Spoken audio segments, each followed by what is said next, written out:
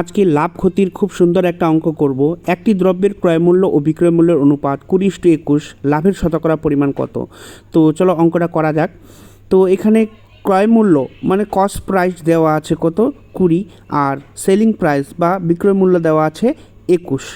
তো 20 টাকায় একটা জিনিস কিনে যদি 21 টাকায় বিক্রি করা হয় তাহলে লাভ কত হয়ে যায়? তাহলে লাভ কিন্তু হয়ে যায় 1 টাকা। তো আমাদের এই লাভের শতকরা পরিমাণ বের করার জন্য যে সূত্রটা মনে রাখতে হবে সেটা হলো লাভ বাই ক্রয় মূল্য ইন্টু 100%। তো খুব ভালো করে মনে রাখবে এই সূত্রটা, যে কোনো অঙ্কের ক্ষেত্রে কিন্তু আমরা এই সূত্রটা ব্যবহার করতে পারবো। তো লাভ আমাদের কত হয়েছিল? লাভ হয়েছিল 1 টাকা। তো লাভের জায়গায় লাভ বসাবো, আর নিচে ক্রয় মূল্য 20, আর এদিকে 100%। তো কাটাকুটি করলে কত হবে? 5-20-100 হয়ে যায়। তো এখানে উত্তর হয়ে যাবে 5%।